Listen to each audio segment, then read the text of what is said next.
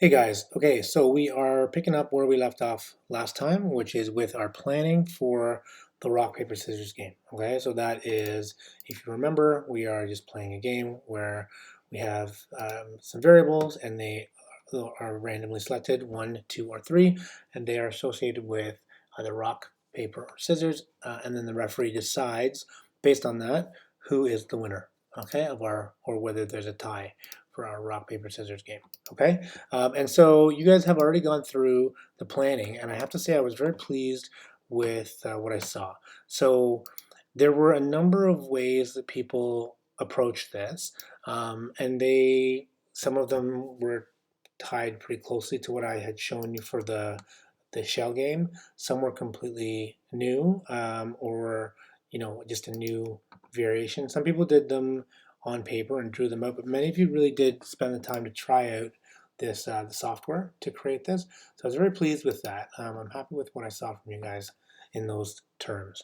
And so what you can see here is we're getting some variations. Some are very complicated, some are maybe oversimplified, and some are what I would say is pretty close to perfect. Okay, so I'm pretty pleased with what I see.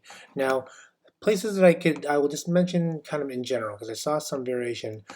The best versions of these would be the ones that made it simplest to use.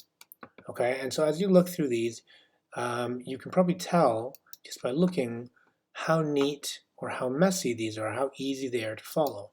Now, and we did this almost a week ago. I've purposely left a week between the time you did your plan and the time you're going to be trying to build your actual game, and that was on purpose. The reason I'm doing that is because you're going to have to now go back through and look at your work and decide what was I doing? What did I mean here? Why did I do this?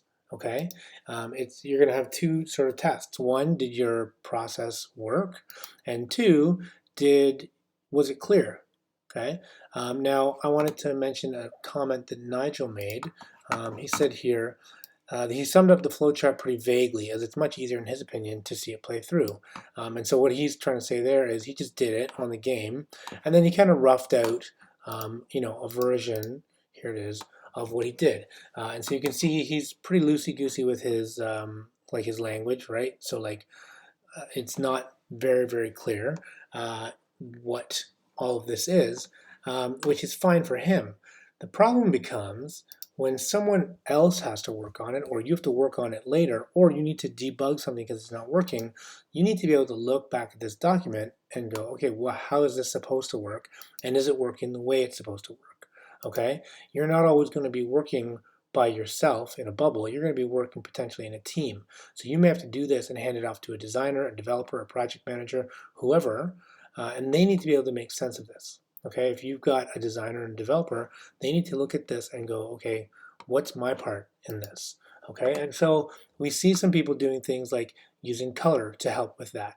Okay, I see, when this yes or this yes or this yes happens, then this blue arrow takes me to tie. This is a very good way to help because this gets a little bit messy, right? And so by using color, we can start to differentiate that. That was, I thought, very well done. And you'll see people have started to indicate, okay, where are the if statements? What are the else statements? Using different shapes to help understand what the different things that are happening here are.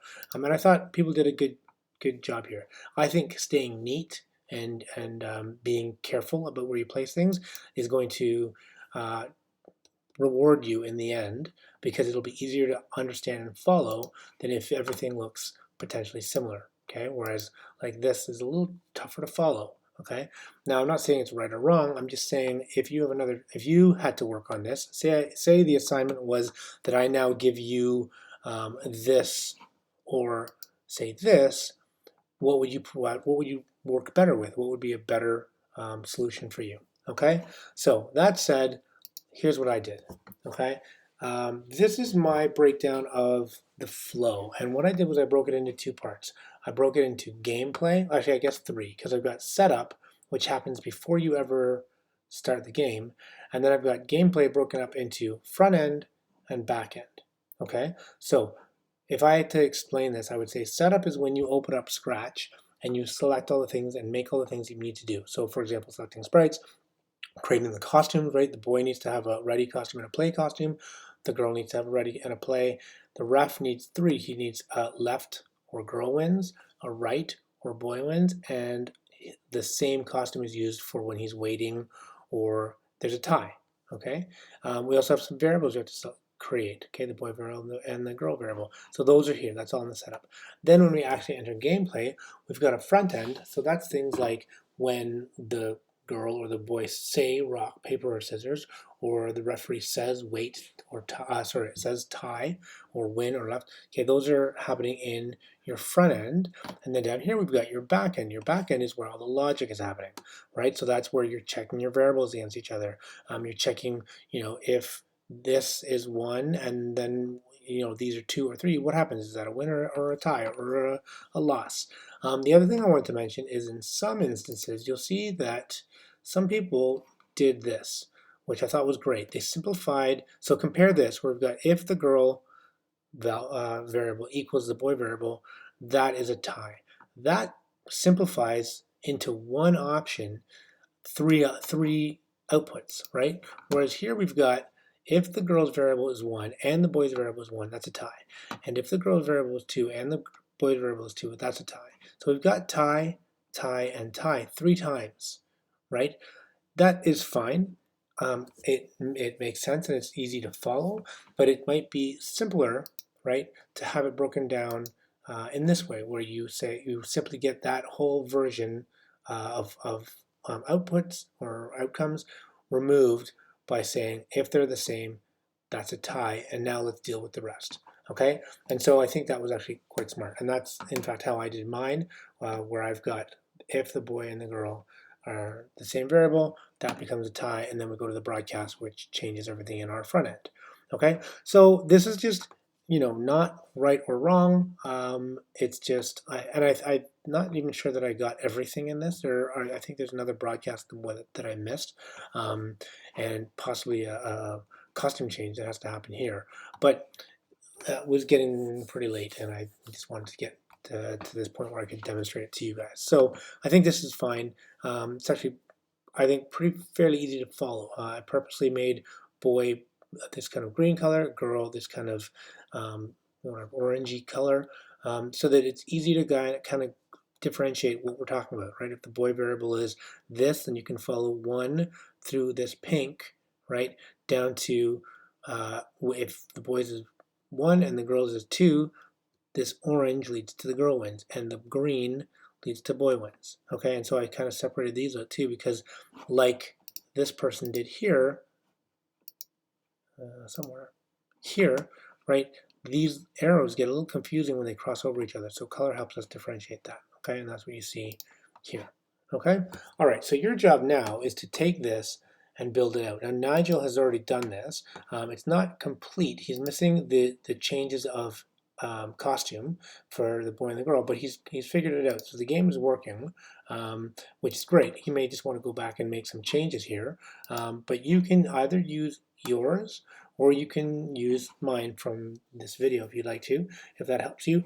I would say try yours and see how close you are. It'd be a good way to get a sense of if you're kind of right on task with that.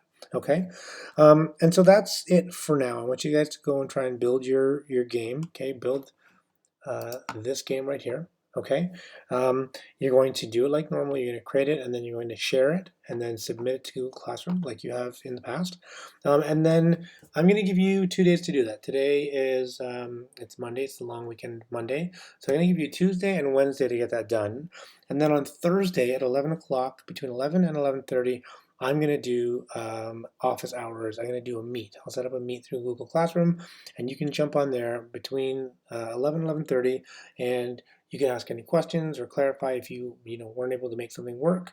As long as you share your document beforehand, I can take a look at it and give you some feedback. Okay, and that'll be half an hour on Thursday. And that's it for now. So give that a shot, see how it goes, and then when you're done, post it to Google Classroom. All right, guys, have a great day, and we'll talk soon. Bye.